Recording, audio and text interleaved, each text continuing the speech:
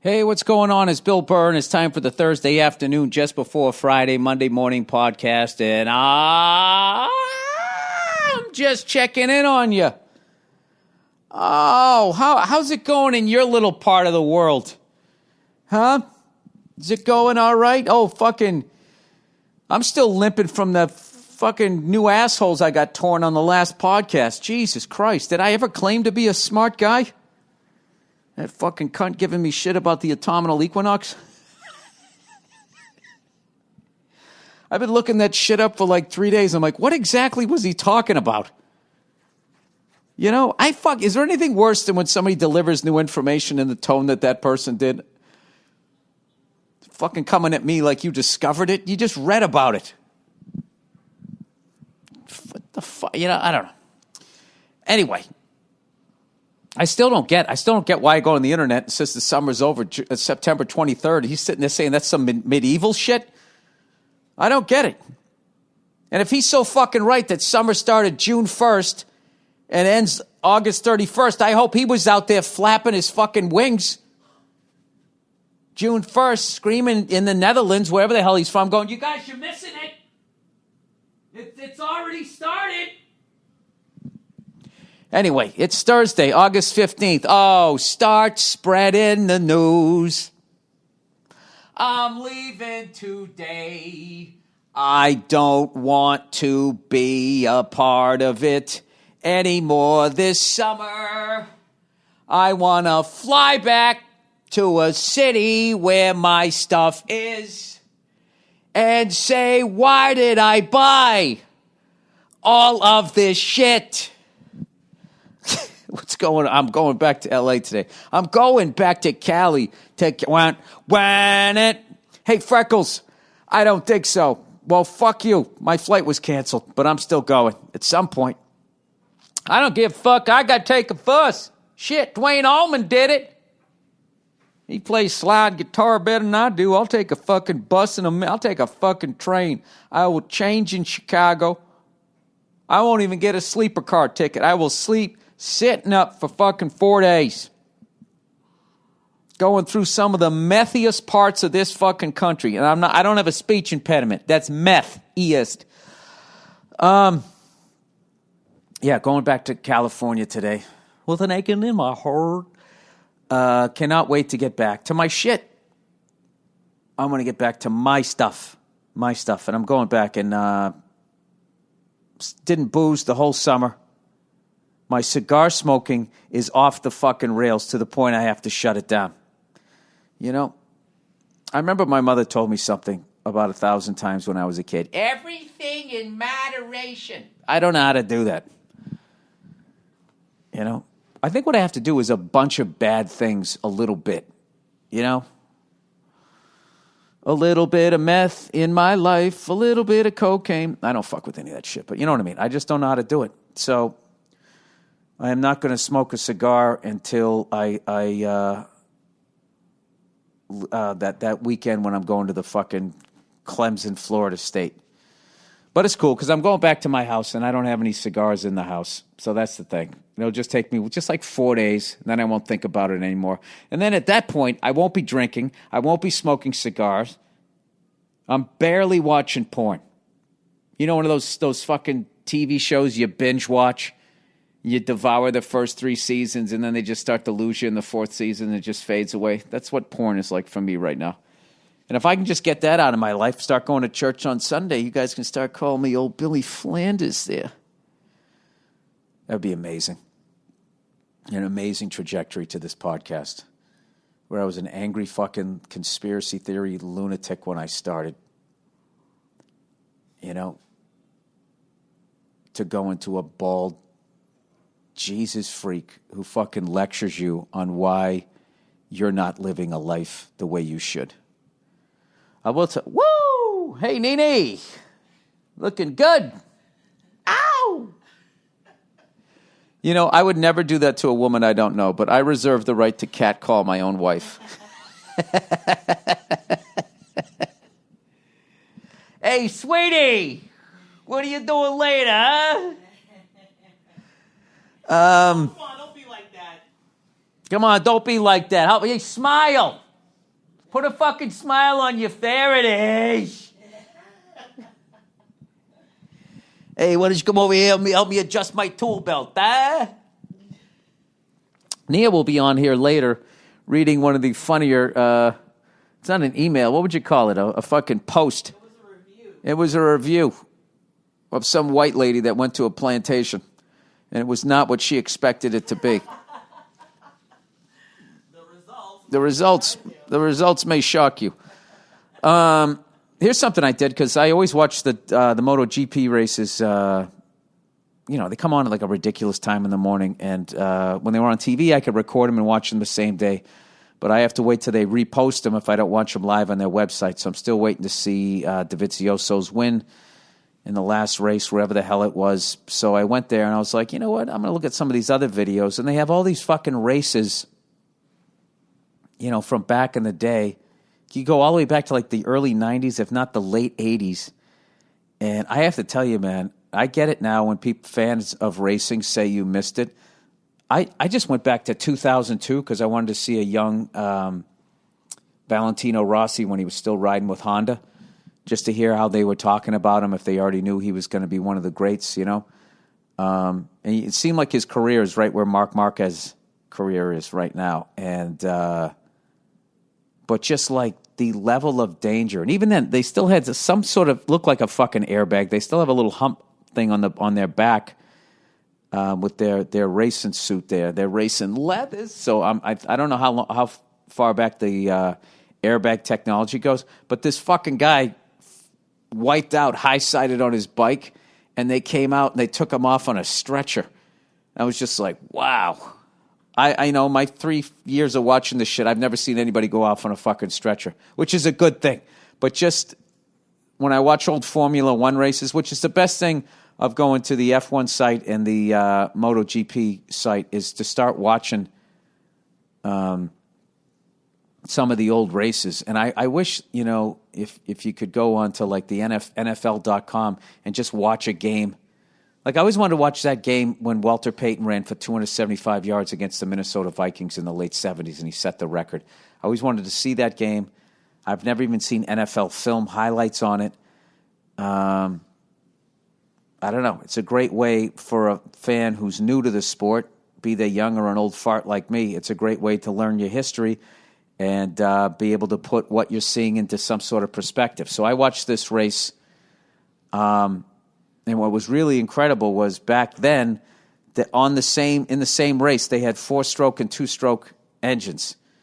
And for those people who are mechanically inclined like myself, that just means 2 strokes means it's just every 2 strokes it fires. So as the piston comes up, the spark plug fires, boom, drives it down. Piston comes up, it fires. It's just bang, bang, bang, bang, bang.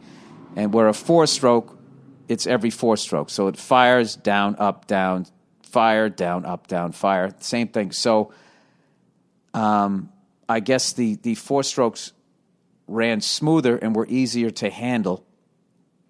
And the 2 strokes, it was weird. They had like more power, so they were lighter. Because there's a pass on the race that I watched. This fucking guy, about 11 minutes into the race, it looked like a pass you'd see in a movie about motorcycle racing. There was 2 turns, and he just fucking opened the throttle and went around the outside of one guy, and on the inside of Valentino Rossi, and then Rossi just sort of, played with them for like the last 10 laps, and every time they got on the straightaway, he would kind of come up on him, just sort of almost like a boxer measuring him. Feeling him out or whatever, and then he finally passed him with 4 laps to go and then just took off. But I couldn't figure out how they were saying a 4-stroke had more power. And I think it was just the size of the engine, because everything I read said the 2-stroke had more power, but it was harder to handle or whatever, but it was lighter, and I guess because it's firing more, it gave you more power. I don't know. I don't quite understand it, but I found that element being in the race something that isn't there anymore. And for all you mechanics out there rolling your eyes, go fuck yourself, okay? I listen to your jokes after my shows, okay? You can deal with me talking about it. It was really fucking interesting. So if anybody out there knows more about that and can explain it to me a little bit nicer than that fucking cocksucker who tried to explain the summer solstice to me and the winter solstice. And all that means is the point when the sun is the highest or the lowest in the sky.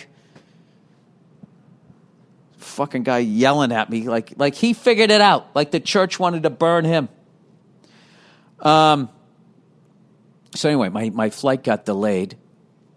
So you're probably wondering, well, Bill, you're in the greatest city in America, according to New Yorkers.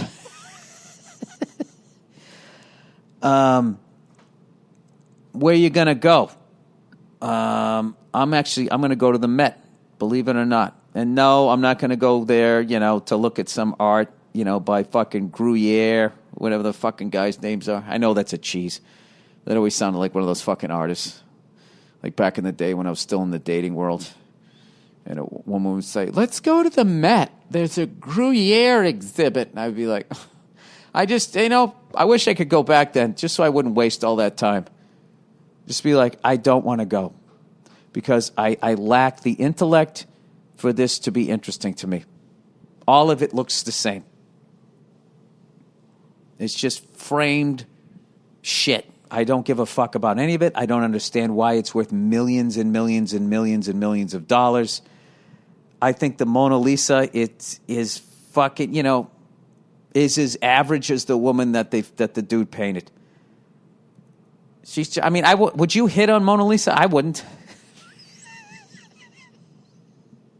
He might as well have painted me into that fucking picture. Oh, there's a Photoshop for you. I am going there because Dean Del Rey let me know they have some of the most famous rock instruments, ever. At the Metropolitan Museum of Art? Yes, at the Metropolitan Museum of Art, Nia. No, I was there not too long ago, and Come here, speak into the mic if you're going to come over here. No, I was there not too long ago to go see the exhibit Camp, Notes on Fashion, which was the theme of this year's Met Gala. And they had a NASA, like a space exhibit. Do you know why they do that? It's because the artophiles can't sustain that thing. Artophiles. So then what they have to do is they got to bring the mouth breathers in. Yeah, we got Eddie Van Halen's axe from fucking Mean Street. It just doesn't seem like something that they would have at the Met. Are you sure it's at the Metropolitan Museum? I am positive it's at the Met. Dean Del Rey told me about it. It's not at another museum. It's at the Metropolitan. They had fucking that Ralph Lauren's car collection there one time when they're like, our cars art. What they're really saying is, all right, we need money here, people. Come on. We know you like cars. Get in here, you fucking morons. All right. This is a 74 Toyota Corolla with all the options. Also, no one cares if you would fuck the Mona Lisa or not, okay? Nobody cares about what fucking turns you on in terms of the art world. You don't know what you're talking about. Would you hit on the Mona Lisa? If you fucking average. You are like such a basic bitch sometimes. Nobody cares whether you would bang the Mona Lisa. You're so ridiculous. Yeah, you're missing the point, Nia. But would they find it funny? Well, yeah, I guess, yeah. Gee, was it that hard? Was it that? You just sounded like the head of a corporation who got caught dumping shit in the water supply. Do you think it was good to put that in the water? Yes. I can answer these questions. So they got a mouth-breathing exhibit at the Met, and I'm going. Oh, my God, that's that guitar from Leonard Skinner. That's the one. They got the Sweet Home Alabama guitar. They got the flute from... fucking, what's that band? Led Zeppelin? Stairway to Heaven? I never liked that. Call that Stairway to my ass. Starts off slow, and by the time the guitars come in, I'm always asleep. That's why I like Skinner. I always thought Skinner was better than Zeppelin. These conversations are going to happen in the Metropolitan University. Metropolitan, the fuck is it? Museum. It's a museum, everybody. Yeah, but that's what these museums have to do every once in a while to get mouth breathers like me to come in there and spend some money. Are 4x4s art? They got Bigfoot. Buddy, I saw that thing crush 3 buses one time. I will tell you this. I did go to one museum. The guy who did the Reservoir Dogs to his ear. That guy. Marvin Nash, whatever his fucking real name is. I went to his thing, and he paints with the straight lines. I like that. That guy I liked. Fellow ginger. Had a temper. Hey, Nia, you think I got a bad temper? I never cut my ear off and sent it to you. You fucking relax. Old Billy Flanders. Billy No Vice. Beware the man with no vice. Why do they say that? Beware of the man with no vice. Because what does that mean? Like he has one and you just don't know what it is? And someday the shoe's going to drop? Hey, maybe that autumnal equinox guy can fucking explain it to me. Hey, fuckhead. Oh, that other guy who called me a bootlicker because I said that students shouldn't go down Main Street and throw bricks through mom and pop stores. Bootlicker. What are you doing, rebel? Huh? Would you tie a bandana around your fucking head? Sing a little Bruce Springsteen, and all of a sudden the FBI needs to open a file on you, you fucking cunt. All right, what the hell was I just looking up there? Beware of the man with no vice. What about the woman with no vice? Beware of the woman with no shoes, without a shoe fetish. All right. If a man has no vices, he's in great dangers of making vices out of his virtues. And there's a spectacle. No, nurse one vice in your bosom. What fucking website is this? Thornton Wilder, crushing it. If a man has no vices, he's in great danger of making vices out of his virtues. Like what, going to church and then fucking spewing about that? And there's a spectacle. People were so much smarter back in the day, huh? At least they weren't eloquent the way they talked. Hey, Bill, don't drag us all down to your dumb level. All right, fair enough.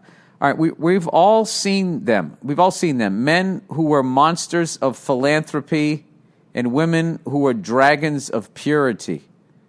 No, nurse one vice in your bosom. I thought he was talking about some nurse's titties. That's how dumb I am. No, nurse one vice in your bosom. Oh, I'm back on the cigars. Give it the attention it deserves. Oh, he says nurse. And let your virtues spring up modestly around it. Thornton Wilder. You guys ever hear of him? What has this guy ever done? That's not the guy I wrote about the pond, is it? Who's that guy with the fucking pond everybody talks about? Thornton Wilder. The son of a bitch was alive when I was alive. 1897 to 1975. Was an American playwright and novelist. He won 3 Pulitzer Prizes for the novel The Bridge of San Luis Rey and the plays Our Town and The Skin of Our Teeth. And a U.S. You know what? I'm going to read this guy. I'm going to get one of his books. I'm going to look at it. I'm reading The Devil and Sonny Liston right now. Someone on the movie gave it to me, one of the sound guys. I never even got his name. And he bought me a great book for my daughter, too. I'm going to read that, and then I'm going to read Silent Spring, and then I'm going to read some Thornton Wilder. All right? While I smoke a cigar. No, I do have to lay off the cigars. I gotta lay off them, okay? Getting a little too fucking shut it down. What does Thornton Wilder have to say about shutting it down? I'm going to look up. Booze, shutting it down. Taking breaks. Here's what happens to your body when you take a break from alcohol. If you drink occasionally or more than occasionally, rolling your eyes, you've probably considered taking a break from alcohol at least once. Maybe your doctor suggested it. Jesus Christ, is that your liver? Abstaining for a health reason, or maybe you just realized that your weekly happy hours were draining your bank account. People who take time out from booze usually swear that it makes them look and feel better. Should you do it? You know, some things could just really be fucking answered in a paragraph, but for some reason people want to write a whole fucking article on it. So should you do it? Now right there it should become yes you should or no, it really doesn't make a difference. But instead, they launch off into, well, drinking alcohol in moderate amounts defined by the dietary guidelines for Americans as having up to 1 drink a day for women and up to 2 drinks a day for men. Jesus Christ. That's fucking awesome. Hey, Nia, do you know you drinking moderately, you can have 1 drink a day and I can have 2. Because you're bigger than me? I'm that much bigger than you, Nia. I got a good 4 inches on you. That doesn't make any sense. I would have to be twice your size, wouldn't I? If you're 5 feet tall, I'd have to be 10 feet tall. I'll have another drink. All right, it's generally thought of to be okay for your health. Having more than that on a regular basis isn't, and it's easy to go above the moderate levels. Yeah, we know. Fucking Christ almighty. Alcohol certainly presents that quandary. Whether you feel like you're on a heavier side, you might end up taking a few calories. Your immune system will improve. It could boost. Oh, I just got to read the headlines. Can boost your metabolism. Your liver will be able to function more effectively. You'll sleep better. Just a warning, you might overdo it when you start again. I've lived that. And in the end, they got some woman doing yoga. See how they do that? This is like somebody trying to improve their life. Hey, Nia, when are you going to get in here and read the white lady? I'm going to read some advertising here, all right? All right. Indochino. Talk about people who look great in a suit. I'll tell you right now, Brad Pitt and fucking the guy from the Titanic, when they came out and they had their suits on to promote that Quentin Tarantino movie, I was just like, yes, honey, yes! Leonardo DiCaprio.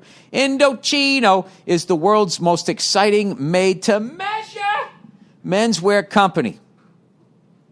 They make suits and shirts to your exact measurements for an unparalleled fit and comfort. You know what's great, too? When you get a tailor-made suit, you got to maintain your weight. All right? No, you can't get the Bill Clinton cut. You know, where they make a big seat of the pants and thighs. This big bitch of a body, huh? He puts on weight like a woman in the 1800s. You know, that fucking guy should have painted his thighs and ass and put it right next to the Mona Lisa. Looking to get married? They have tons of options for those looking to outfit their wedding party. Guys love the wide selection of high-quality fabrics and colors to choose from. Not to mention the option to personalize the details, including your lapel, lining, pockets, buttons, and writing your own monogram. You got to bring that back, young guys, young fellas out there. That was the shit back in the day. It skipped my generation. You need to bring it back. Having your initials on your cufflinks. Nia, you like that, right? What? When a man has his initials on his shirt sleeve? Sure. She just said sure. Can you sell it, Nia? Yeah. There you go. Come on, with the pocket square, an old school gentleman. Oh, Jesus. Yeah. Takes you out, throws you around the dance floor a couple times, as Dice says. Right? Goes downtown, makes sure he takes care of his business before he opens up shop. Come on, Nia. All right, guys love the whites. All right, here's how it works. Visit a stylist at their showroom. There's over 40 showrooms in North America. 40 states down, 10 to go. I always forget if there's 52. I always think cards. And have them take your measurements personally or measure at home yourself and shop online at Indochino. Choose your fabric. Inside and out, choose your design customizations, submit your measurements for your choices, relax while your suit gets professionally tailored and mailed to you in a couple of weeks. How do they fit it in an envelope? This week, my listeners can get any premium Indochino suit for just $369 at Indochino.com when entering Burr at checkout. Plus, shipping is free. That's Indochino, Indochino.com. Promo code Burr, B-U-R-R, for any premium suit for just $369 and free shipping. It's an incredible deal for a premium made-to-measure suit. Once you go custom, you don't go back. All right. Oh, look who's here, everybody. Dollar Shave Club. Nia, I got 2 more reads. Get that thing ready. Dollar Shave Club, dude. Dollar Shave Club has spent years developing, crafting, refining all their products. The quality is second to none. They have everything you need to look and feel and smell your best. They have basically everything you need for an amazing shave. The Executive Razor, Dr. Kavi's Easy Shave Butter, Prep Scrubs, and Post Shave Dew. And as amazing as their shave stuff is, Dollar Shave Club is way more than just razors. Dollar Shave Club has you covered from head to toe. They have everything you need to shower, shave, style your hair, brush your teeth, and yes, even wipe your ass. And Dollar Shave Club can keep you automatically stocked up on the products you use. I guess speaking of wiping your ass, you got to get the One Wipe Charlies. They gave me some complimentary ones. I was tremendously impressed. You know? Clean as a whistle with a wintergreen aftertaste.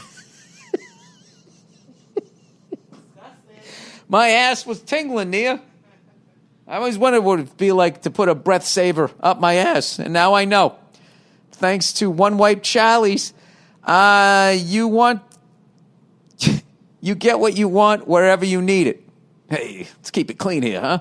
Whether that's once a month or a few times a year. As a Dollar Shave Club member, you'll never have to waste time at the store wondering if what you're getting is any good. You know what you're getting is the highest quality. And right now, you can put the quality of Dollar Shave Club products to the test.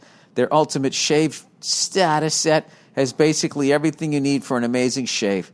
The Executive Shave Razor, Shave Butter, Prep Scrub, and Shave Dew. That's kind of gross. The best part is you can try it for just $5. $5. After that, the restock box ships regular-sized products at regular prices. Get your Ultimate Starter Set for just $5.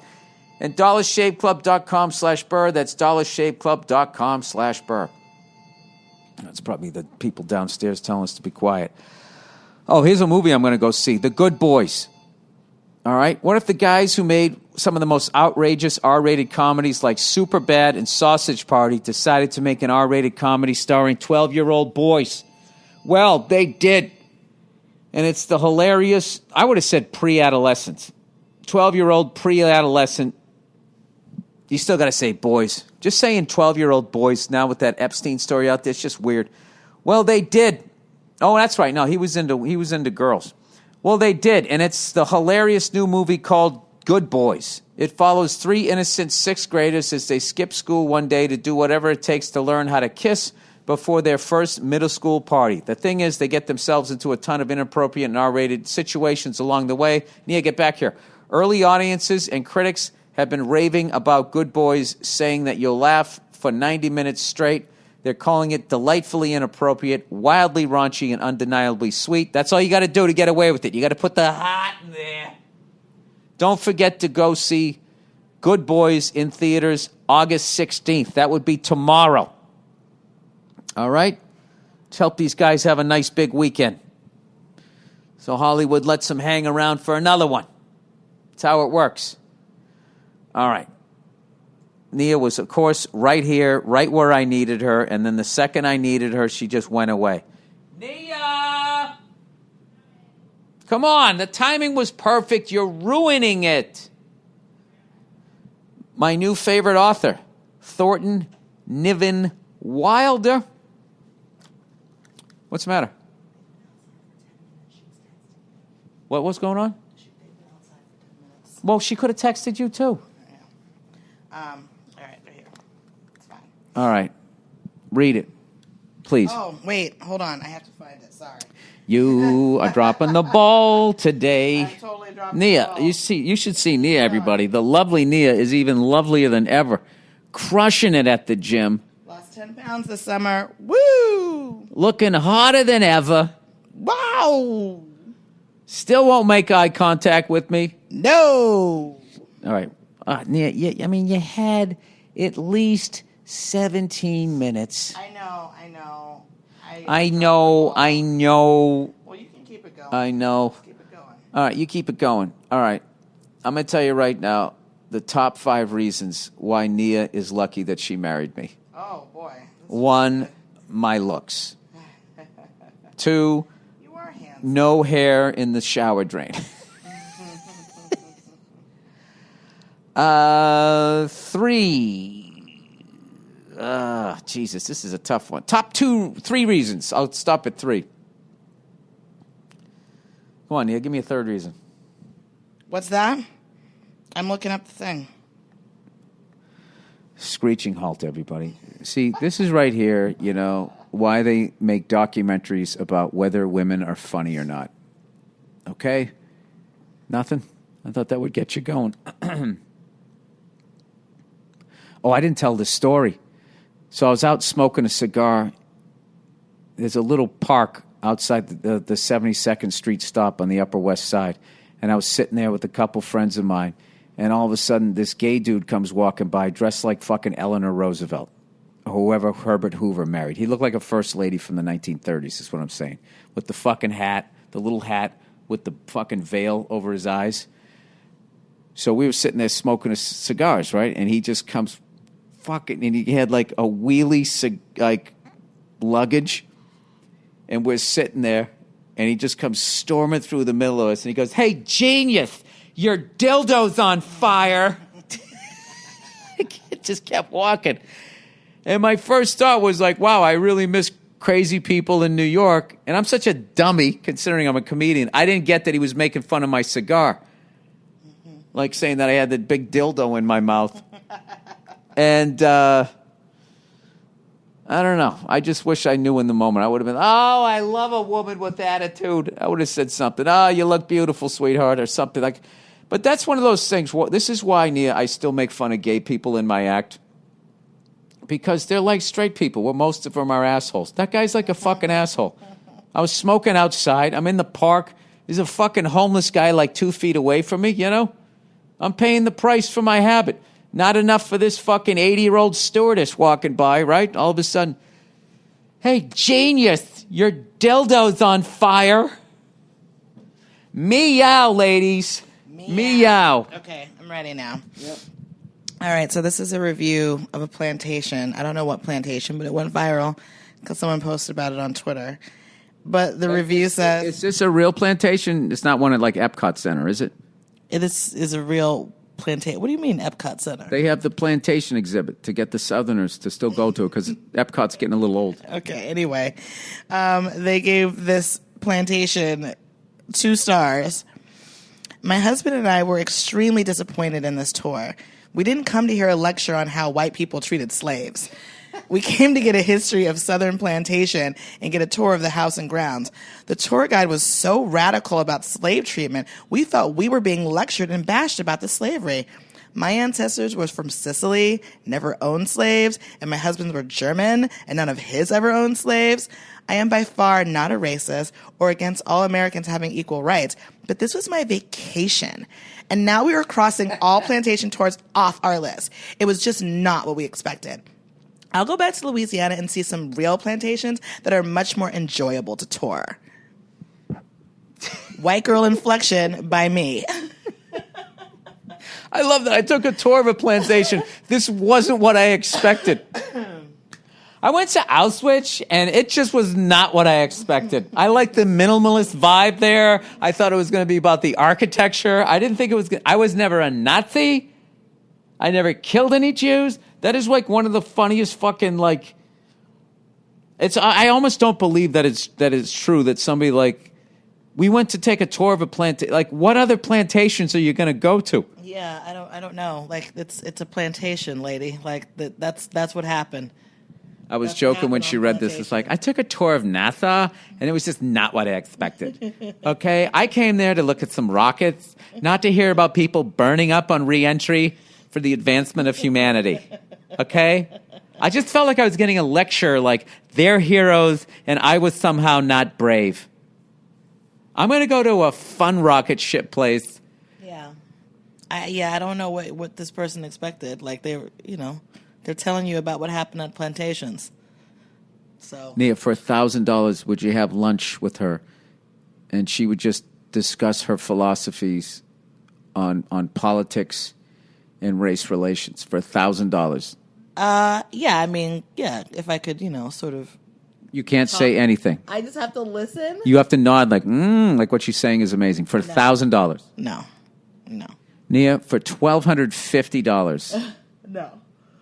You get to pick the restaurant. My dignity is not for sale. $5,000. My integrity is not for sale. $6,600. No, it's not going to happen. Everybody has their price. No. For $10,000 untaxed. And a peck on the cheek from Oprah Winfrey saying, "You keep it up, girl." Would you do it? No. No. $11,700. A pair of Jimmy Choos, Oprah Winfrey Peck, no taxes, and an all-expenses paid trip to the French Riviera, Monaco, for 10 days. No. To just listen to this dumb bitch fucking... She's not going to get smarter. You just have to listen to her for an hour. And like nod in agreement? Ooh. No. Like you're watching a fireworks show. That's all you have to do. No.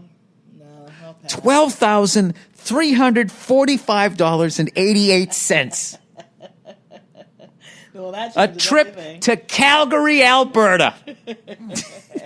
To watch a home-and-home game against the Flames and the Edmonton Oilers. You get to go to Edmonton for Game 2 and see the Northern Lights. And all you have to do is not express an opinion. No. That's it. Nia, There's nowhere you can I'm go. calling bullshit. Okay, well, you can call bullshit. But no, the answer is no. First of all, I don't need your approval to call bullshit. Okay, this conversation was not what I expected. Podcast. This was not what I expected. Oh, God. Oh, well. All right, well, that's 36 minutes right there, just for us checking in on you. Nia, I got to tell you, you crushed it. You did the near impossible. You went to New York City and somehow, it's not like we live here, right? Mm-hmm. So you're on vacation. There's all this great fucking pizza out here. Mm-hmm. Oh, man, I had some good pizza. One big swing and a miss we will not mention. We won't mention. Wow. No, we won't mention that. But How big a swing and a miss? Bigger than that woman's swing and a miss on the plantation tour? Was this the food equivalent? No, but it was. For $14,000. Final offer. No, that pizza was disappointing, but that's okay. It's okay. I went to that place. They're doing well, so that's all that matters. Good for them. I went to Scars. I love that place. Mm-hmm. That place. That had the tang. That had the zip. Everyone's talking about Defara. That's the spot is Defara. I thought L&B was a little bit better, but they're both fucking incredible. Okay. They're both. You know what? They're equally amazing. That's sacrilegious. That's like, what do you like better? Catholics or Protestants? I mean, we're all this shit. All right, listen. To all you people from other religions, okay? You're just going to have to take that one, all right? And I'm sure this podcast was not what you expected. All right, we're going to do a little bit of music here, and then we're going to play a greatest hits from a Thursday afternoon just before Friday, Monday morning podcast from a Thursday earlier this year or fucking 6 years ago. I don't know how he chooses it, but that's it. Have a great weekend, you cunts, and I'll talk to you on Monday.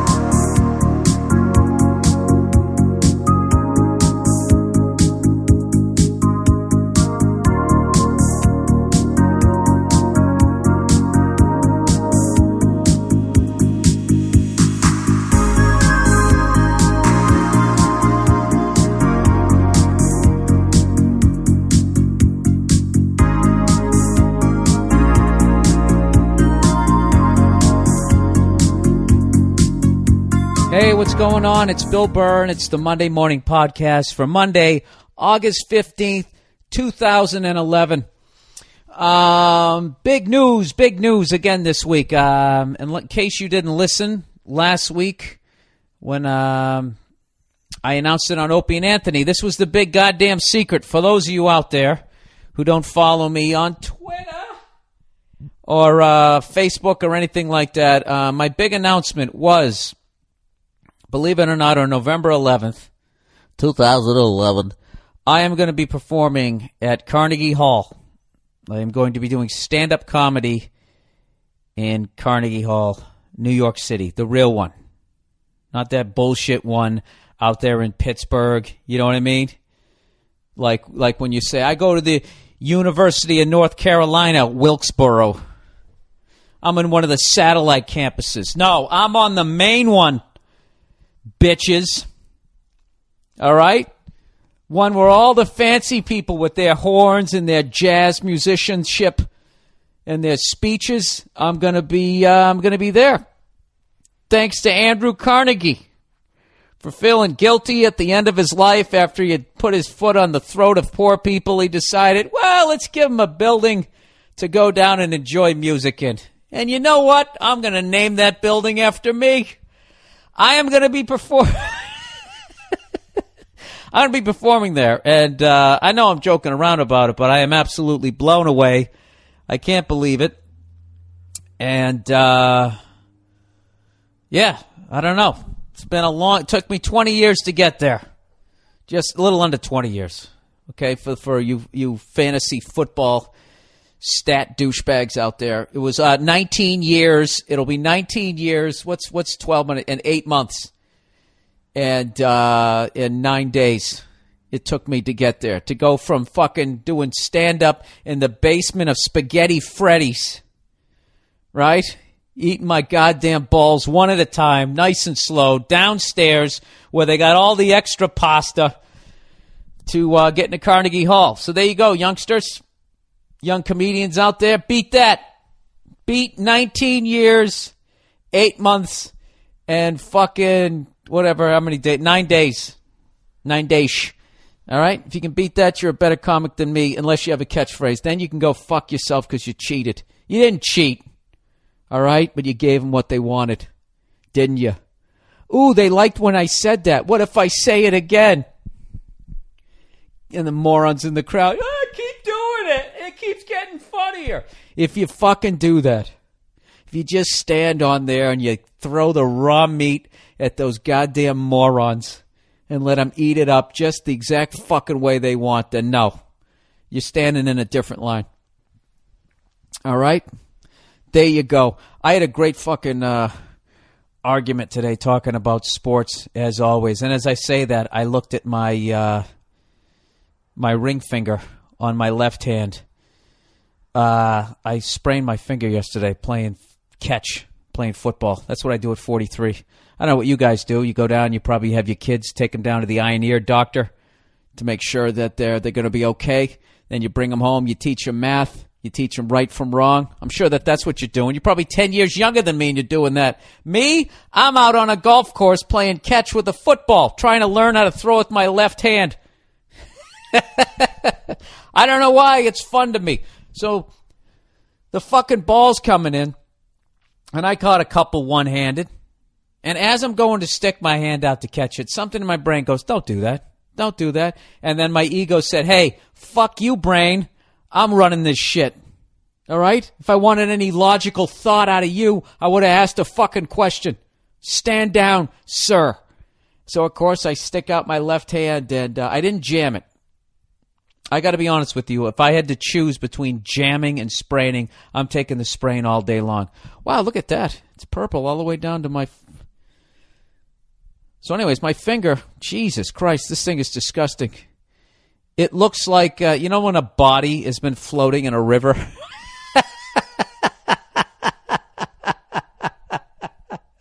And it's that odd, shade of, pasty in some areas, yet dark purple in others. That's what my finger looks like. It looks like a kielbasa that's ready to be taken off the grill.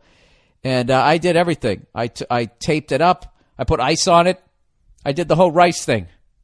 Rest, inoculation, cunt, and elevation, whatever it stands for. I did the whole thing, and it still looks a little fucked up. You know what's great about this is if I were to get married tomorrow, it couldn't happen.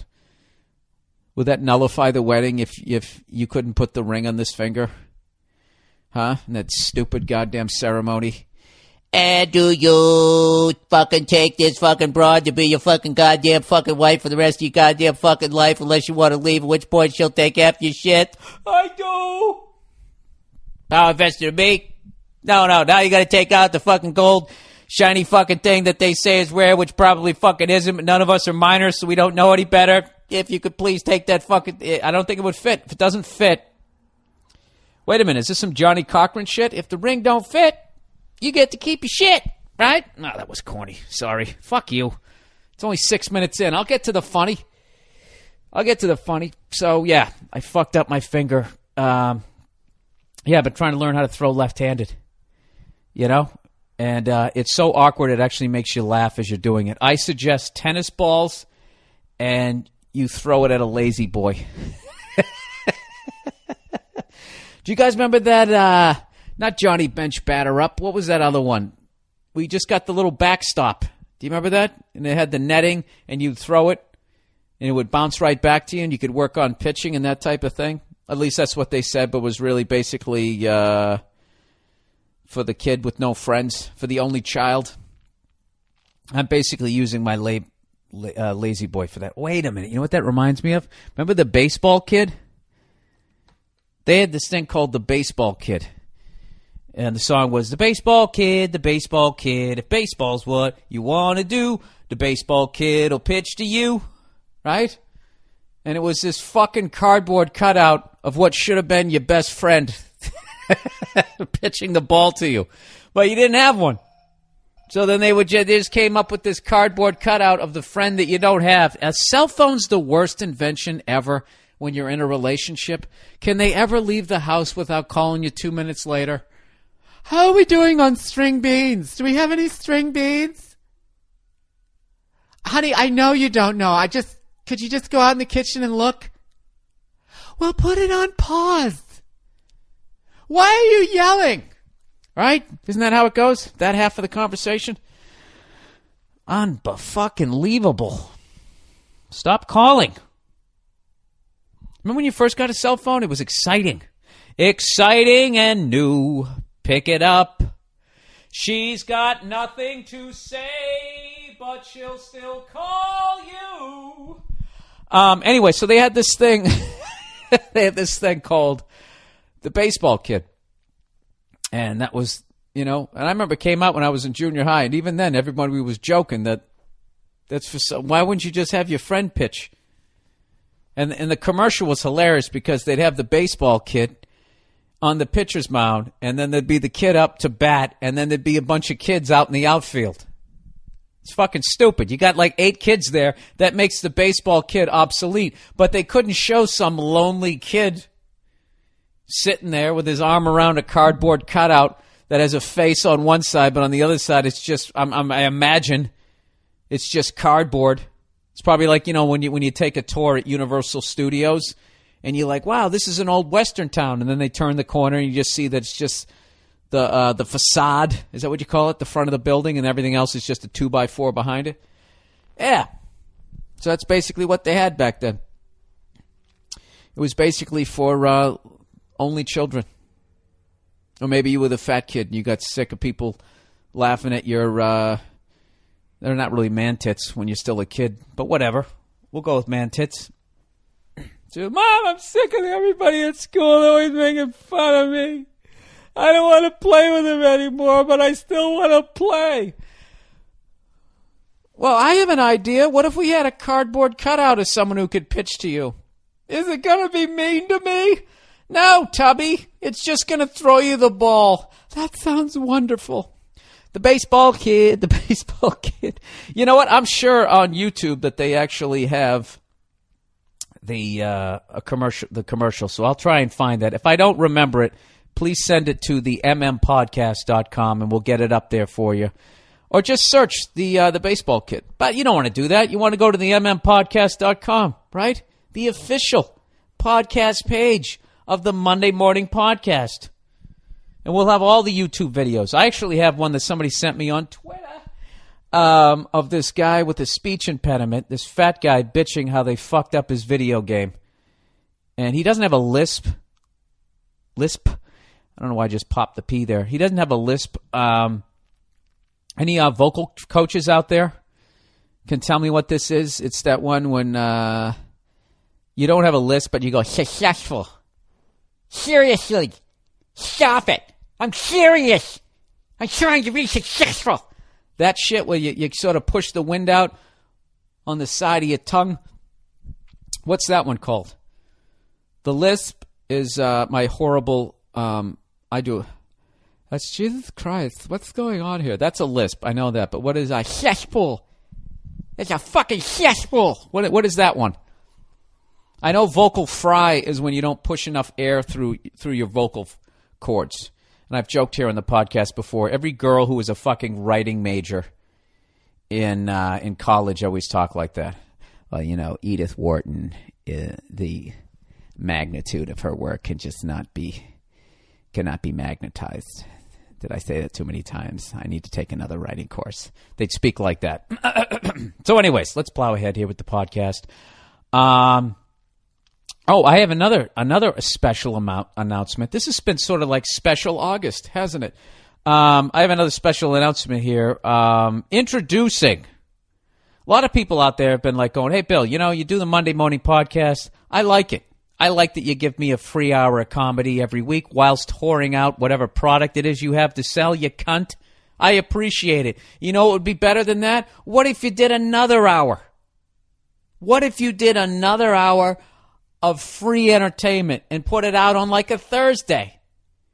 And you know what I thought? I thought, go fuck yourself, you greedy prick. I'm only doing one. All right? But because enough of you requested that I start doing two, tell you what, every once in a while I'll do an extra one, but you got to pay for it.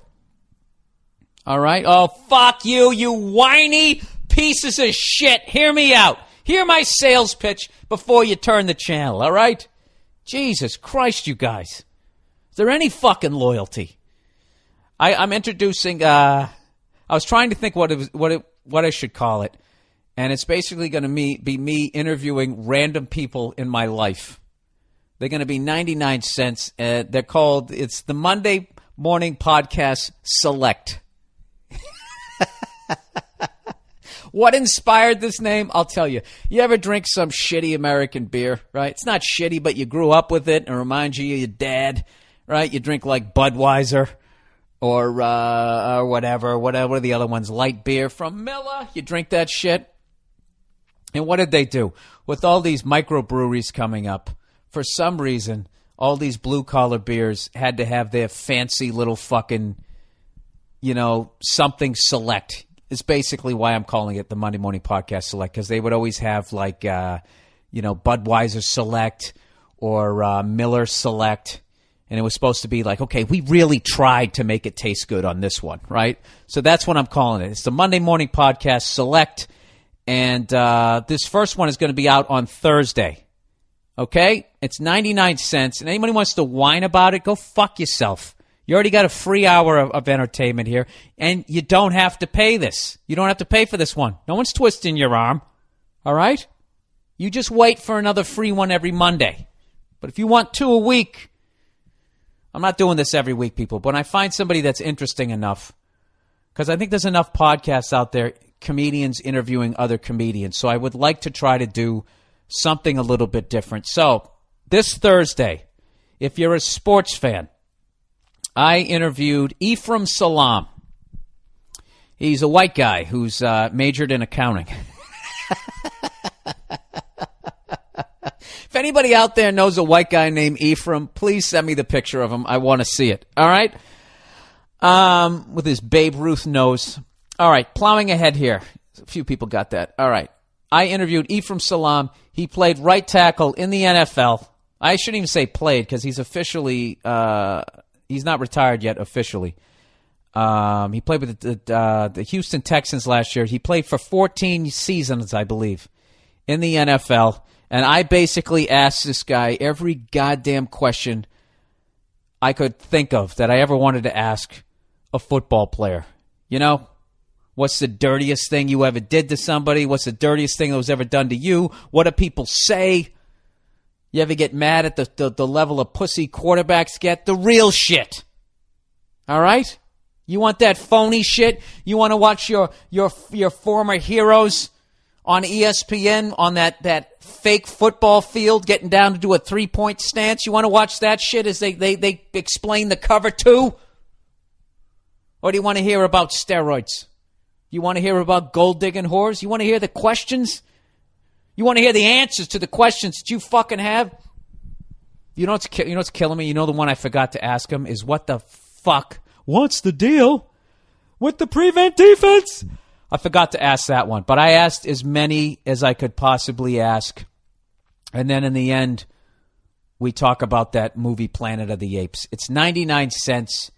It's another great way to contribute to the podcast. It's a way for me to give you something extra. And it's, as always, I always give you the option, right? I give you the fucking option. You don't have to. It's like the collection basket at church. I just pass it around. If you put money in, I give you a little wink and I say a prayer for you. And if not, I stare at you and I wish that you go to hell. Just like a priest, right? Isn't that what they do? Speaking of which, I saw Planet of the Apes this week. And spoiler alert, all right? I'm going to talk about this movie now. Because at this point, if you haven't seen it, you still might. I'm not going to tell you what happens, but I am going to tell you I thought it was awesome, and I was disappointed all at the same time. And it's what I said from day fucking one. I knew the movie was going to be great, but I was upset that it was PG-13. So you know something? I'm not even going to talk about the movie. I can tell you this. I am done with PG-13. PG-13, it's like, decide who you want to make this movie for. Okay? Is it for the kids or is it for me? Make up your fucking mind. Stop being such a pussy and just sitting there on the fence. A little something for everybody. It isn't. It's too fucking scary for kids, and it's not quite violent enough for me. Well, who's kidding who? It's not even close to violent enough for me. I'm done with it. PG-13 is the movie version of when a fucking receiver goes over the middle and he could reach out and catch the ball, but he's worried about the fucking cornerback. So he pulls it in and the fucking ball skids down off the turf. That is the movie the movie version of that play in NFL football is PG-13. Fuck PG-13. Fuck it in its movie ass. I am done with it. I'm done. Okay? Apes Taking Over the World should either be the cutest fucking movie ever or I should be having nightmares. Don't fucking driving right down the center of the road. Don't want to commit. You went all Al Gore on me. Still an awesome movie. Still recommend it. You're still going to enjoy it. But I wanted someone to get their face ripped off. There, I said it. Okay? And it's not like that is an obscure thought. We all saw that woman. She got her fucking face ripped off by a goddamn chimpanzee. And there is this lingering thought about chimpanzees that they're nice. That they are incapable of unbelievable levels of fucking violence because they've been stereotyped in the studio system out here in Hollywood. From day fucking one, they had Tarzan, right? King of the Jungle. King of the Jungle, right? This fucking white dude with no sunblock swinging from fucking vine to vine like that was believable. I thought that was the most unbelievable. Oh, and the fact that he could also have a white chick girlfriend in the middle of fucking Africa. How the fuck did that happen? You know? Tra-la-la. She's just walking around. I don't remember the backstory. Let me just finish this thought. All right? I thought that was the most unbelievable part of it. Okay? No bug spray, no sunblock, no fucking shoes. And there's always another vine to swing to. You know, I get Spider-Man. He shoots him out of his wrist. This fucking is just conveniently hanging all over the place. Anyways, let me plow ahead. What the fuck am I trying to say here? But evidently the most unbelievable thing about that was that little fucking monkey cheetah. First of all, they didn't have it on a goddamn leash. They didn't have it in a cage, and it's in a jungle. Why is it hanging out with you guys? Eventually, it's gonna take off. But if you don't let it take off, It's going to rip your face off. If you guys watch these things on the Discovery Channel about these chimpanzees going to eat other monkeys and the way they got a whole ambush. They flush them out and they got other monkeys down the street in the other fucking trees. And then when they catch these monkeys, they eat them alive. They could kill them. They could twist their little fucking heads and they don't. They just stand on them as they pull them apart as the little monkey is going, screaming its fucking brains out. Then after they do it, they get all excited. Fucking talking shit. Yo, you see what the fuck I did? Fuck you, that was my move. That's what they're doing. They're assholes. Stop making them fucking cute. Oh. I swear to God, if I ran a fucking studio and I made Planet of the Apes, it would have been fucking NC-17. All right? Oh, that movie. What that movie could have been. It's still fucking great. Definitely go see it. But I'm telling you, what that movie could have fucking been if they weren't trying to fucking market the damn thing and get did you like the movie Cars? Well, maybe you'll like apes taking over the world, too. Jesus Christ. It's just like sports. That's why there's so many goddamn mascots out there. It used to be for drunks. It used to be for people who weren't happy in their fucking marriages. Sports fans. That's who it used to be for. Now they got all these fucking goddamn mascots out there, and they're trying to make it a good time for the kids. Going to a live sporting event is not a good time for kids. All right? It's like a daytime strip club. That's what you take them to, minus the whores. But the same fucking drunks who were in a titty bar the night before are sitting next to your kids, doing what it is that they do. And now they have to tone down their shit because they got a big furry fucking mascot walking around. I'll tell you, I've had it with these goddamn kids. All right? They're like the new fucking women. Women had to come into every place that a guy was at and put up curtains and fucking ruin it. Right? What about us? Where? We want to join your men's club. They had to join the country club. They had to fucking be able to vote. Jesus Christ. I don't even know what I'm talking about. It's fucking hot as hell in this goddamn room. Whatever. Let's plow ahead here. So fuck PG-13. I'm not doing that anymore. It's either rated R, rated NC-17, or I want to go see Toy Story. All right? I don't want to see it. I don't want to see anything PG-13. That's like you fucking shot a 3-pointer and you hit the back of the rim and you want credit. It almost went in. Sorry. I'm sorry. I just like carnage. What else? What else did I want to talk about here? Sprained finger. Went to that. Oh! I weighed myself this morning, people, and I am down to 172 pounds. I was up to 188, 189, and it was all booze, cakes, and pizza. And all I've done is I've cut out the booze in my life, and I've been able to gradually, over the last 10 months, drop 17 fucking pounds of bloated facial weight and man-tittery. It's phenomenal. I just go on hikes with my dog. I do pull-ups and I do push-ups. And I've actually figured something else out that I learned through the P90X system. P90X got something called muscle confusion, right? Which is basically, you have your workout, and after 2 weeks of doing it, your body starts to get used to it, so you stop getting results. And can actually, I believe, start to put on weight just because your body is used to it if you're eating like shit. So then they switch up the workout so your muscles are like, oh, what the fuck? All right? So using that as an inspiration, I have actually come up with intestine confusion. This is what I do. I eat perfect for 3 days. And right as my body gets used to just eating tremendously well, I just, out of nowhere, I sucker punch it with burgers, fries, and a shake.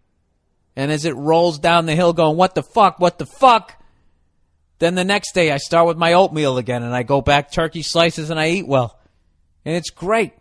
All I got to do is eat well for it's been working for me anyways. Intestine confusion. You heard it here first. That's what I do.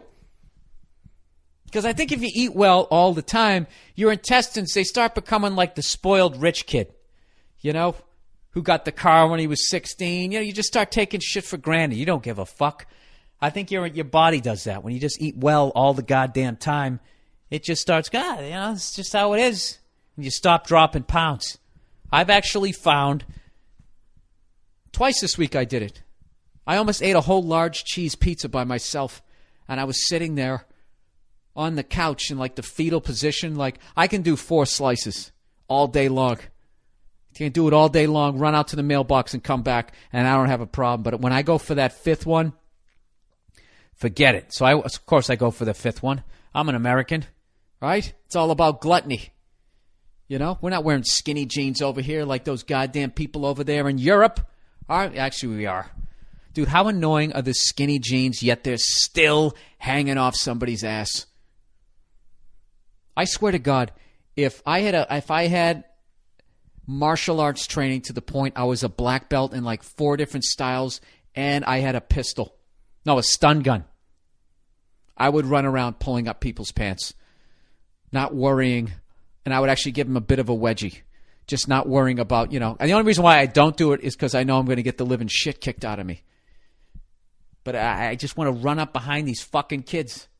Oh, and and if you have on the skinny ones, you just yank them down and just boot them. You know what? I shouldn't even say this because this is going to cause people to do this shit like bullies. They're going to take it seriously.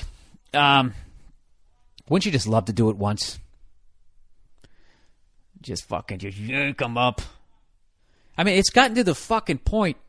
They're so low. Some guys, they're almost did I already talk? I feel like I already talked about this shit. It's like your whole ass is hanging out of the back. You're in your underwear. There's kids around. You know what's the worst, too, is when they reach back to fucking pull them up. And you're like, they're going to pull them up, and then they only yank them up that's one of the oldest stand-up bits ever. But they only yank them up like a fucking 1/8 of an inch. Oh. It's like having somebody give you a fucking scratch your back who can't find the itch. Drives me crazy. You know what, people? I have to turn the fan on because it's getting hot as hell in here. Hang on one second. All right. With the magic of the pause button, I am back. And the fan still isn't really going. Hey, I bought a new toy. There's a new fucking toy in my life. Evidently, I didn't realize that the flip cameras are out now. And there's this new thing out there called the Q3 HD zoom thing. It's just basically, it's like a flip cam, but it's HD quality. I bought this the other day. I went into the store. I was looking at some drum shit. And I was talking about I wanted to start making drum covers, just give you guys something to laugh at and just see how bad I am at drums. But I didn't want to go through all the bullshit of miking up drums and all that crap. So this guy showed me this thing. And it's fucking insane. HD quality. It has, and if you buy the 32, I don't know what the fuck it's called, 32 gig megahertz fucking cunt face, whatever. I don't know anything about it. It can actually go up 7 hours. 7 fucking hours that I can record with in HD quality. So I'm like, you know what? I'm going to get one of these sons of bitches, and I'm going to take it out on the fucking road with me. I could actually film this podcast right now if I wanted to. It's got that much memory in it. It would be HD quality. But there's 2 reasons why I'm not going to do it. Because this is fucking radio. And radio is great. Radio is great. Because right now, you're listening to me while doing other shit. All right? The second I make it video, A, it's boring to watch someone sit here and talk. B, I don't want you seeing what my fucking apartment looks like. The shambles that it is. And, and then you also, you can't clean your house or go to the gym and get through a flight. You're going to sit there watching me talking into a microphone? What the fuck is wrong with you? Why did I say that like you guys suggest? It's been people who've suggested, you should start filming them. And then what? Where do I go from there? You should paint. You should have somebody come in and paint you while you do it. Intestine confusion. Try it out. Eat perfectly for 3 fucking days. Right? And then on the fourth day, I mean, I'm not saying go nuts the whole goddamn day, but just one day, just go up, just fucking tear down a fucking pizza place, right? Or just get a burger and fries. Just eat until you can't fucking eat anymore, and then don't eat anything for the rest of the goddamn day. Wake up the next day, you're back on the oatmeal. You're back on the oatmeal. You go for a goddamn hike. You're all set. I'll tell you what I'm fascinated with. I want to do I want to buy one of those pegboard things. You know, have you guys seen those things? And I don't mean the thing, you know, what exactly do you use a real, I'm not talking like the one you get at Staples. I'm talking like one when you're trying to become like a ninja warrior. So you can climb up the side of fucking some bullet-ridden hideout and fucking, oh, Jesus, Bill, you just ran out of references, did you? I was trying to think of a Middle Eastern city. In Beirut back in the day. Anyways, they got this thing called, I think it's just called the pegboard. And it's got these two sticks that hang out of it. They look like the same things that are on the end of like nunchucks. Or like those stupid things that the percussion instrument. You know? Anybody can play those, can also play the triangle. And should also go fuck themselves. But as far as the pegboard goes, it's basically, you guys probably already know what this shit is. Some people might not know it. So you got those two things sticking out, and you can pull them out, and you basically climb your way up the pegboard, sticking it in a hole, pulling it out. This is very phallic. Fucking another hole, pulling it out. You're not the one. Bang, is this my wife? Fuck you, I'm fucking you. And then you go all the way up the top, and then you go over to the side, and you come back down again, and then go back over to the side again. And that's one cycle. And if you're a badass, like that fucking maniac on P90X, he does a fucking goddamn chin-up after he does it. He's the first guy I saw doing it. And I'm like, I want to get one of those. And drill it to the inside wall of my one-bedroom apartment. You think I'd get my deposit back? I wonder. Let's do YouTube videos of the week before I get into advice here. We got some great ones this week. I already mentioned the fat guy flipping out with the speech impediment that they screwed up his goddamn game. And part of me thought it was fake, but then I realized, like, no, he really talks that way. He really is upset. But he's also hamming it up because he thinks people are going to be laughing with him rather than at him. That's what I feel it is. All right, there's another one somebody sent me last week. It's called How to Whistle. This is one of the most disgusting, creepy fucking videos I've ever seen in my life. This guy keeps, just for people who have a weak stomach, this guy, for some reason, keeps emphasizing how important it is to have spittle on your lips, and he takes it off his lips with his fingers, and he plays with it, and it's really fucking gross or hilarious, depending on your level of tolerance. Here's one I was watching. I was watching some drum videos, and I came across this one. And this dude playing drums here is why I became a comedian. Because back in the day when I used to try and play drums and thought for half a second that maybe I could play in a band, I would see guys like this play, and I realized that it was just going to be a hobby. This guy is insane. Warning to people who have sensitive ears, this guy is playing to a Bobby McFerrin song, but what he's playing is fucking incredible. The dude's name is Jonathan Newman, and I gathered from his video that he goes to the Berklee School of Music, and he's got a bunch of other videos up there, him just playing or playing with other beasts at Berklee School of Music. Drummers out there, just someone who can actually appreciate someone killing it on an instrument. This fucking guy is amazing. And then the last one, metal filings in your freaking cereal. This one is so creepy. I think I'm going to send it out over my Twitter before we even post it up, because I just think everybody ought to know this. This guy does an experiment with what looks like a cereal that I've eaten a zillion times. And you know those cereals that claim that they have a daily amount of iron in the cereal? Well, this guy was claiming that there was the iron is actual metal flakes in the cereal. So to prove it, he dumped some of these flakes in a bowl of water, and then he takes a magnet, and these flakes start following the magnet around the pool of water like a goddamn junkie running after a bag of meth.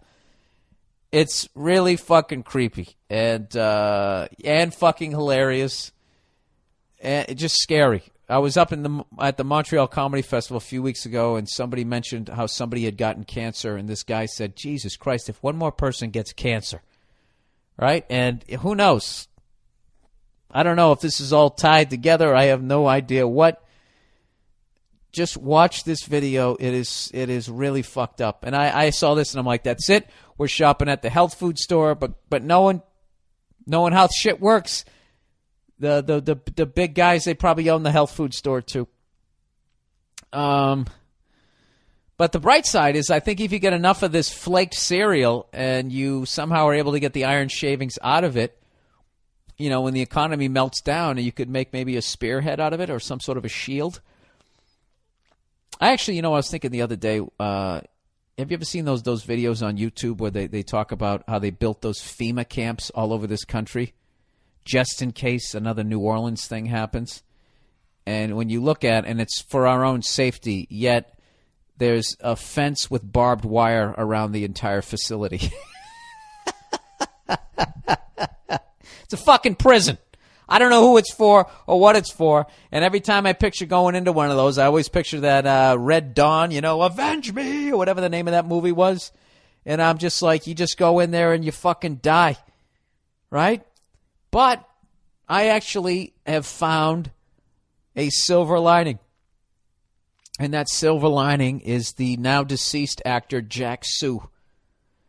He played one of the detectives on Barney Miller, and when he was a kid, he was Japanese-American, and the Japanese bombed Pearl Harbor, and they rounded up all the Japanese-Americans that they could find, and they sent them to these, I guess they're considered concentration camps.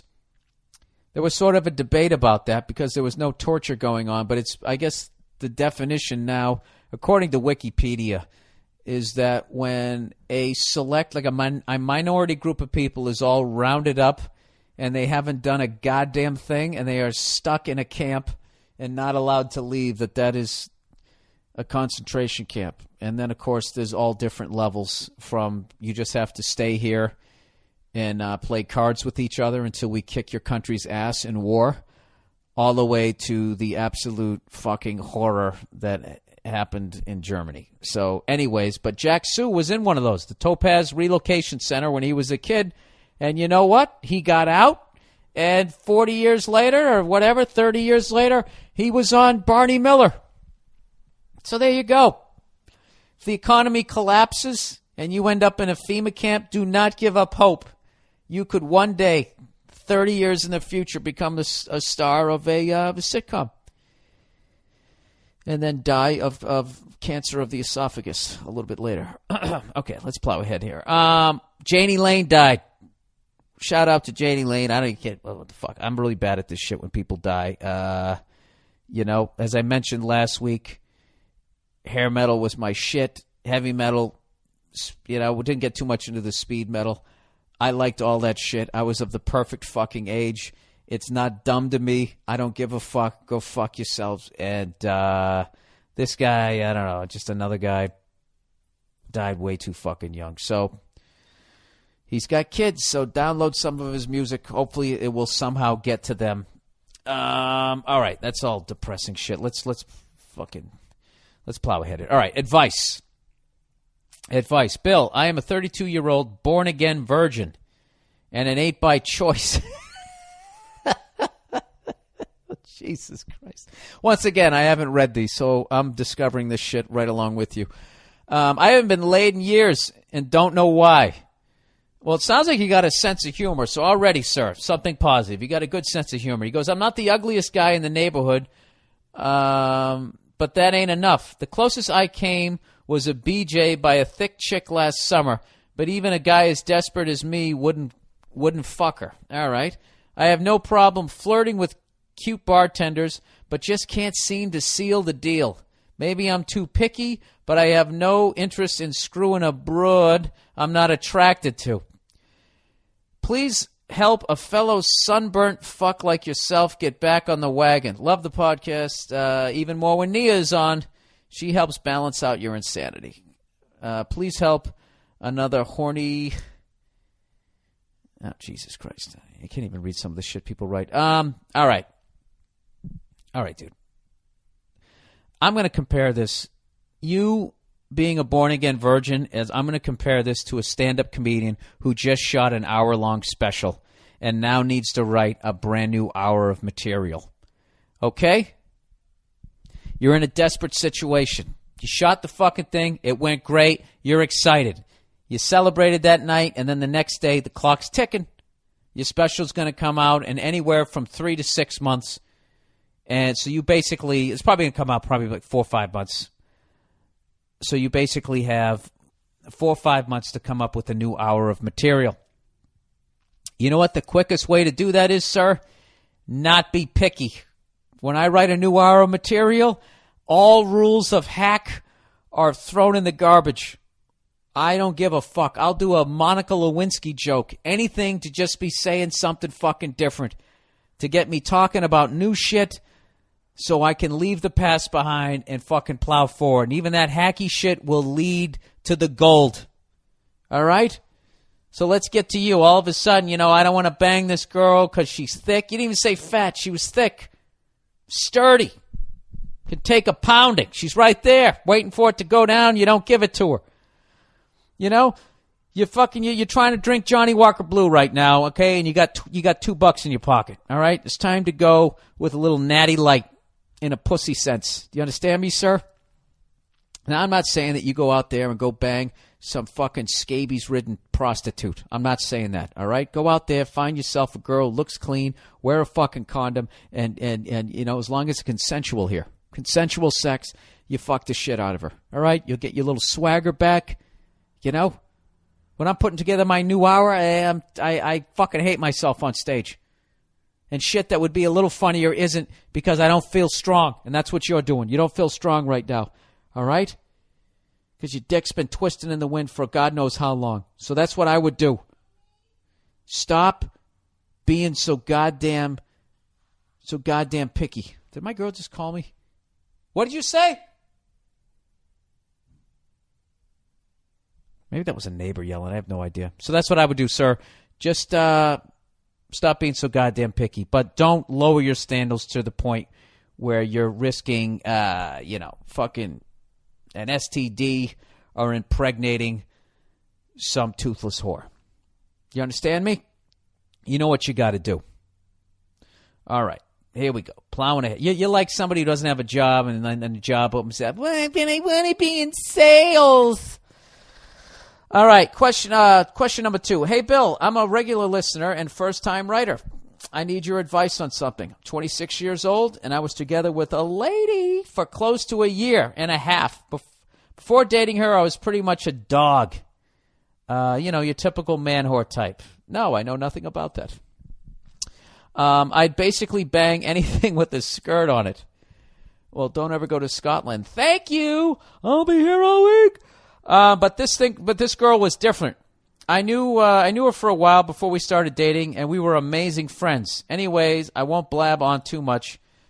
But dating her was great. Her relationship with her dad was good, so she didn't have any issues and shit. But like in the middle of the relationship, I noticed her coworker would be extra flirty with her and stuff. Oh, Jesus.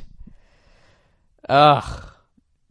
If this was a TV show, they would introduce that, and then they would go to commercial. And you'd be like, but I want to see what's going to happen. Well, here we go. We're back from commercial. I always told her how it made me uncomfortable and shit that the dude always tried to get with her and stuff. Wait, I thought this was a woman. Oh, I immediately assumed it was a woman. I wanted this to be this is a guy. Oh, that's extra, oh, Jesus. Ah, Jesus Christ. These goddamn fucking women. What did she do to you, sir? Do I really got to read this? Do I even need to read this? You're totally loving her. You're complete fucking friends with her, and then she's flirting with this guy's flirting with her too much, and all of a sudden now you're not going out with her. Oh, God, these goddamn These goddamn motherfuckers. All right, let's plow ahead. I just needed to regroup. So anyway, I told her how it made me uncomfortable and shit, that the dude was always trying to get with her and stuff, but she always assured me that she didn't like the dude and she doesn't respect guys like that who hit on girls even though they are taken. But is she telling the guy to leave her alone? Oh, Jesus Christ. A couple of months passed, and then an incident happened. She was at an office party, and according to her, the dude got super drunk and kissed her. Anyways, this happened on a weekend and came clean about it the next day. Her excuse was that he got drunk and kissed her, so it wasn't her fault, and that she didn't kiss him back, so it means there's nothing there. Of course, I didn't listen to that bullshit, and I dumped her within 10 minutes of being told of that. Time out a second. I'm going to give you some applause. There you go. Exactly. I don't buy into that crap that she didn't kiss him back, because in my head, it's like she's saying, oh, he had his dick in me, but I didn't fuck him back, so it's okay. Thank you, sir. I don't even need to answer this. You got your head right where you need to be. When has a guy ever said, oh, honey, don't worry, I didn't kiss her back, and gotten away scot-free?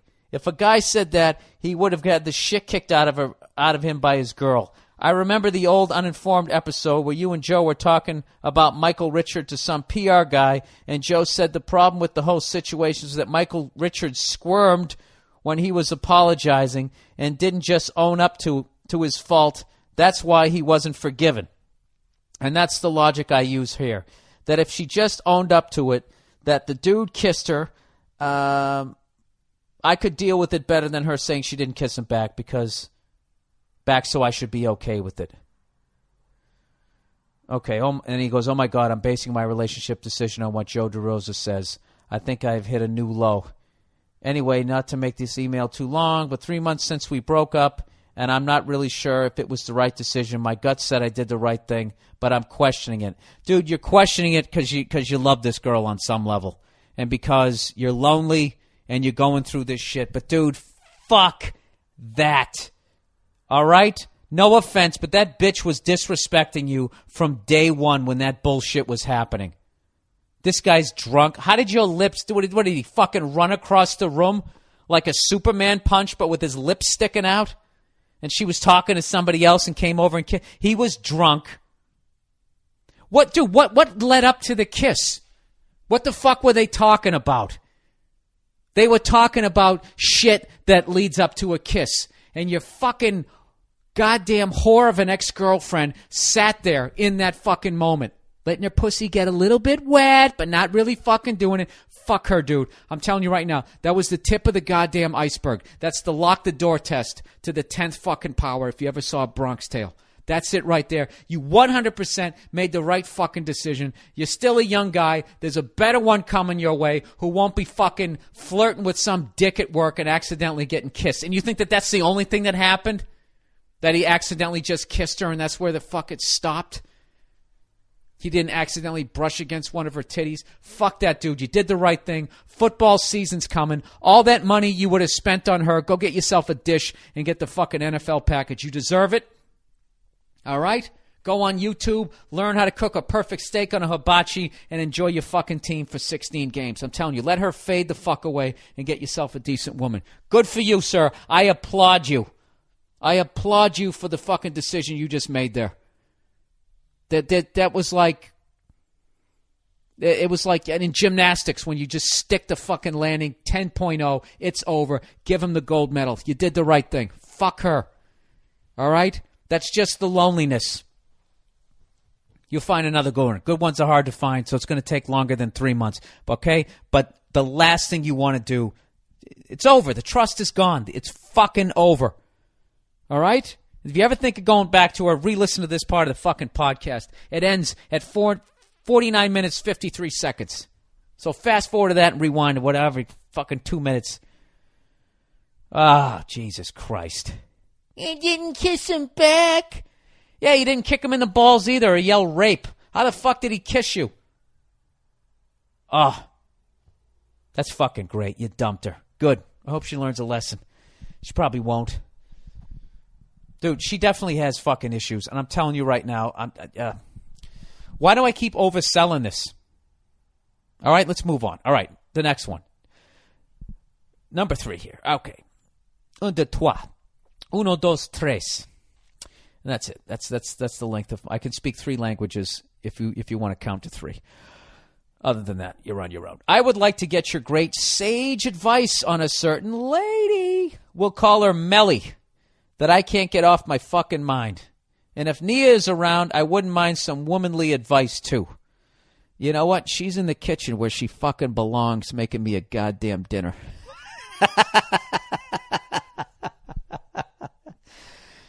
And you know what? I'm not even lying. That is where she is, and that is where she belongs. You hear that, Nia? I said you're out in the kitchen where you belong, making me a dinner. I said, watch this. You're out in the kitchen where you belong, making me a dinner.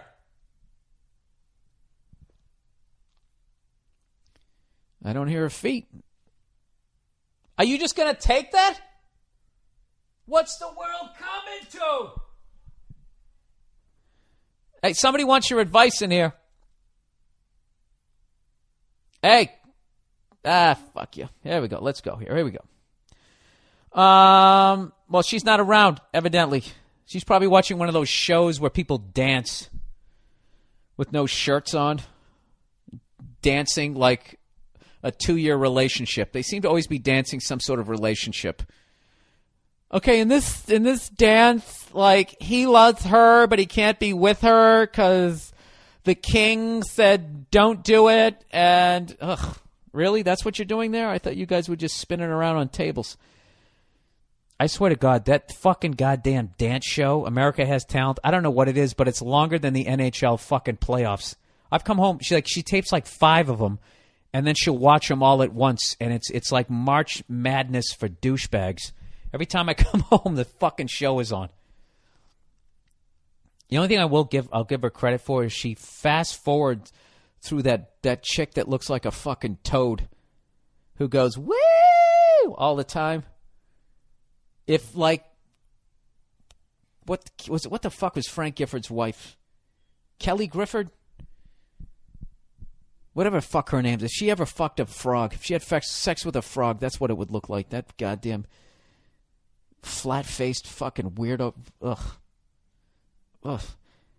Then that other guy with his goddamn pointy nose, he just got a facelift. Oh, Jesus. You still look like you're in your 50s. Anyways, let's plow ahead here. I'm 24, and she was my first long-term girlfriend. We were together on and off for a year with 2 breaks, both initiated by me. It was a real up and down thing, and I don't just mean in the bedroom. She has a kid from a previous dude. Dude. Open the passenger side door and roll out. I'm kidding. There's nothing wrong if she has a kid, but, you know, you're just adding a degree of difficulty that doesn't need to happen. Kind of like when the Rams played the Patriots in the Super Bowl. There was no reason not to use Marshall Faulk, but for some reason they didn't. Added a degree of difficulty, and what happened? The kick is up, and it's good. All right, plowing ahead here.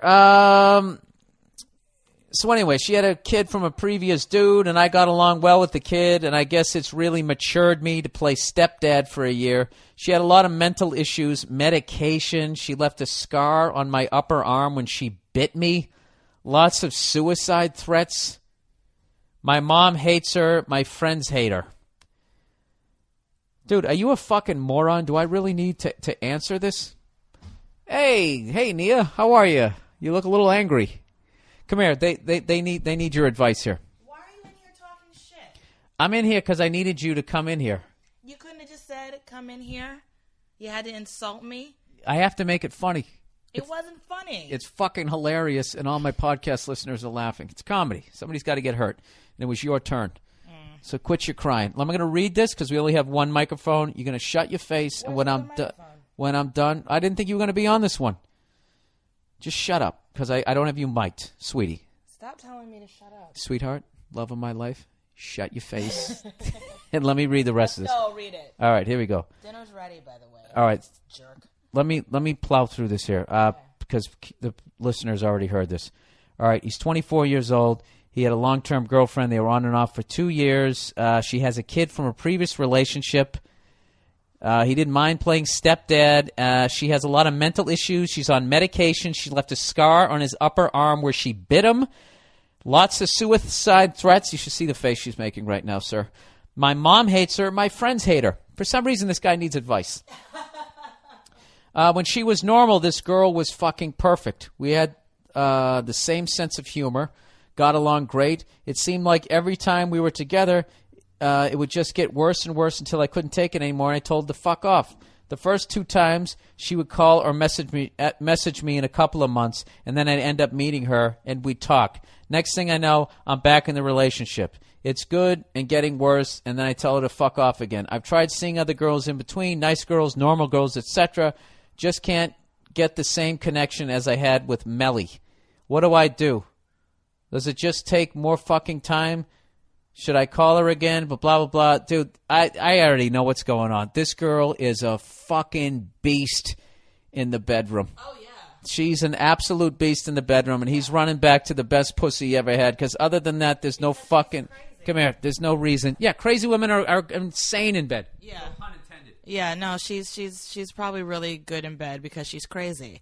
But my friend, this girl needs help that you can't provide. She needs to be on medication and therapy. She's a mess.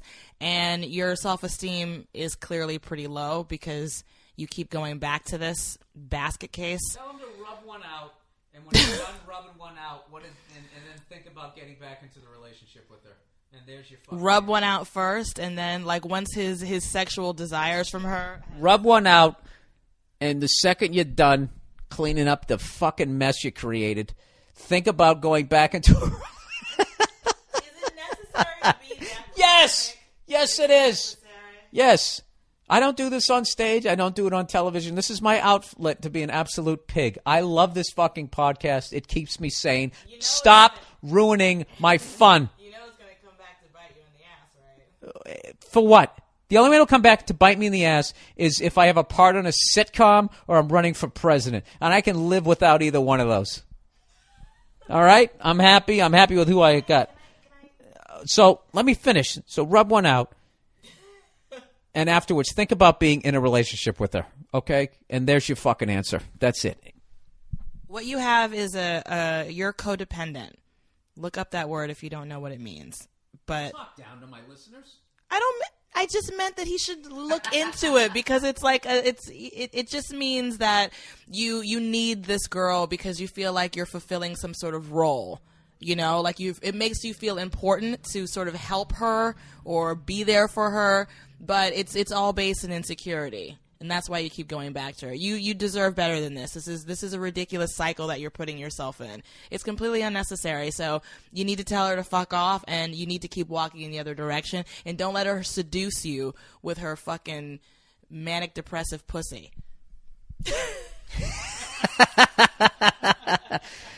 Nia Hill, everybody. God bless you. Now get out there and plate my food, woman. Don't. I have to finish this. Don't. All right. That wasn't. You know what? You're capable of hitting harder. All right. Overrated, underrated for this week. Underrated. Spreading jelly with a spoon instead of a butter knife. Jesus Christ. I never thought of doing that. That actually sounds like it could work. You can scoop the jelly with a spoon and spread it with the back of it. The back of the spoon is smooth and round, so it won't shred the bread like a knife does. And one less thing you have to wash. That's fucking genius. Overrated. Home ownership. Don't get me wrong. It's nice having a house where you don't have to deal with neighbors coming home drunk at 2 a.m. blasting shitty Katy Perry music. Or have to deal with some asshole landlord anytime the heat stops working. But the thing with owning a house is that you become the shitty landlord and have to deal with all the problems yourself. On top of that, you never really own the place free and clear. Let's say somehow you manage to pay off the fucking mortgage. You still have to deal with the taxes and the monthly utility bills. So it's not like you can pay the fucker off and the next day retire and sit at home and stroke it to Three's Company. Dude, abso-fucking-lutely. It's the worst. It's the worst. You know what it is? They won't let you sit down and just go, I worked for 30 years, I want to chill. They won't let you do it. That's why it takes 30 years to pay off a fucking house. Because they want you to get it at 30, and then by the time you're fucking 60, your goddamn pancreas is failing, your health insurance fucking cancels you, and then you got to sell the house to pay for your medical bills, and then they move another 30-year-old in there, and they fucking financially bang him in the ass for the next 30 years. So, sir, this is the secret. The secret is you buy a house that you can afford. And by affording it, I don't mean the monthly payment. That's the slavery part of it. All right? The running off the plantation part is knocking down the principal. So what you do is you buy a house where you can easily afford the monthly payment, and then you just kick the shit out of the mortgage. All right? And then you still have the property tax and all, but that's just how the game is played. But at some point, you do want to live in a house like me. I still live in a one-bedroom apartment, and one of the main reasons why I'm not filming this is if you saw my one-bedroom apartment, you would not believe that I was playing a fucking funny bone. Forget about that. I can't even say the gig that I'm playing. It's so fucking unreal to me. Anyways, here we go. Continuing with underrated, overrated. I believe this is underrated. New York. What I really mean is Manhattan. But if you talk to any of those I guess this is overrated. New York's overrated. And what I really mean is Manhattan. But if you talk to any of those fuckwads who live there, they call it New York, equating Manhattan with all of New York. As if the rest of it, the state, is lucky to be associated with the prestige that those condescending pricks think they have. They'll let you know that you're not really a New Yorker because your phone number doesn't start with 212, or that your city's not a real city because it doesn't have the culture that New York has to offer. As if only having a good slice of pizza in America, a few good steak joints in a theater district makes it the pinnacle of society in the center of the world. Per square foot, more assholes than any other city. Hands down, it's the home of bankers, lawyers, and advertising agencies. Jesus, I can't argue with any of that, and I live there, and I love that place. But, yeah, it's true. New York City, I would say, is the easiest place to just go and have a good time and to appreciate. But if you go to other places, they're fucking amazing. Like I'm going to Nashville this week to work Zanies in Nashville. I'm going to be there Thursday, Friday, Saturday, Sunday. Or Friday, Saturday, yeah. Thursday, Friday, Saturday, Sunday. No, Thursday, Friday, Saturday. Jesus Christ. Then I fly out, and what was I going to say? Yeah, when you're down there, this is what I learned. This is how I'm this is why I love New York and L.A. When I'm in New York, I do New York shit. When I'm in L.A., I do L.A. shit. When I go to Tennessee, I do Tennessee shit. I get barbecue, slap my woman. No, sorry. I'll go to an SEC football game. I'll check out some music. I do Nashville shit. I got a couple of buddies out there that own a spread, and I'll go out and check out how they're living. It's a fucking great time. Enjoy the peacefulness of nature. Speaking of which, I went and I watched my first meteor shower, or is it meteorite? Meteor makes it to the earth. Meteorite burns up in the atmosphere, right? We actually drove up into the mountains.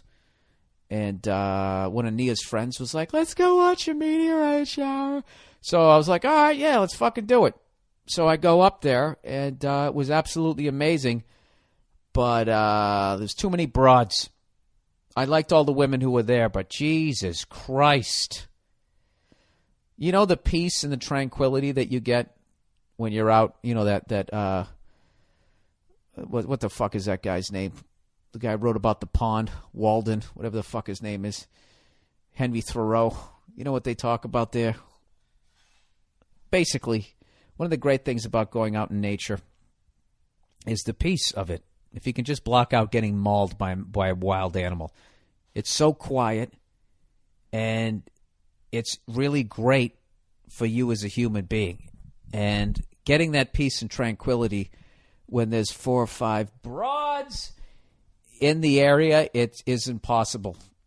It is fucking impossible. Their ability to conversate non-fucking stop while watching a meteorite shower, whatever the fuck you call it. They would just be like, oh my God, did you see Glee last week? Why is so-and-so like this? Oh my God, she's such a bitch. And as they're talking, one would fly across the sky. And they would just react to it. And then go right back to, oh my God, and it has a, woo! So anyways, I liked season 2 better than season 3. I just don't know why they took her character. Woo! That's all they were doing, and it drove me fucking insane. Hey, look who's back. Why? Because, Nia, when you're in nature, it's nice when it's quiet every once in a while. You guys were talking about the box set of 6 Feet Under while watching this shit. It was, Yeah, we were having conversations. We were out. Just because one person wanted to be quiet doesn't mean everyone else has to be quiet. We were enjoying ourselves. We were laughing together. We were having a good time. I know. Quiet, like, I know. spiritual fucking country retreat. All right? Everyone was boozing and we were watching the meteor shower. I know, but I felt like I was in an airport terminal surrounded by 5 strangers on their cell phone. Well, I'm sorry you didn't feel like you could jump into the conversation because it would have been nice. Well, I mean, you guys really weren't talking about shit. You guys were talking about a play. Look, I don't want to argue with you 2 weeks in a row on the podcast. You made me dinner, okay? Right. You earned your keep today. I appreciate that. I'm just fucking with you. Swear to God. You can swear to God what? All right, gorgeous. I'll see you in a minute. All right. I don't know if this is overrated or underrated. I have to figure this out as I read it. Early retirement. Sure, if you love your job, retiring isn't a big deal and probably means you're left with finding things to do. But the fact that 99.9% of the people hate their jobs and are working for that dangling retirement carrot, which keeps getting pushed out farther and farther. It used to be 65, but now the way the country is going with 401ks getting raped, you're more likely to retire in your 70s, if not later. Oh, so you're saying the dream of retiring early. Yeah, but you know something? You can do it if you're willing to live with less. You can retire early. You don't have to have one of those MTV Cribs fucking lives. You don't have to have it. I mean, you could end up like me, 43, in a one-bedroom apartment. But, you know, there's something to be said about not being buried in fucking debt. I still have to work. Taxman still bugs me. But, you know, I can go see a movie whenever I want to. I don't know what the fuck I'm saying. Do you know I saw Sean Penn bought this giant plot of land and just put a fucking trailer on it? And I was like, that's genius. Lives in the middle of nowhere. What do you really need? Fuck that. I would go crazy in that. Maybe get a double wide. But there are options. You don't. Oh, did we talk about this last week? Have you seen those tiny houses that are allegedly all the rage? They're tiny houses. They're like the size. They're like the size of a fucking studio apartment, maybe. They look like giant doll houses for rich kids to go play in. They're like tree forts. And they're like $15,000. And you basically, it's like paying off a, what's a good car? A Honda Civic with no options. Not even that. I mean, can you get a car for $15,000? Maybe one of those smart cars. There's no fucking way. There's no way. If and when I buy a house, I want to buy something where it's cozy, but it's big enough where I can get the fuck away from anybody else who's living in it. And I don't mean that in a bad way. I just think it's really important to be by yourself for a certain amount of time every single day. You know? Some point, you have to go fuck off.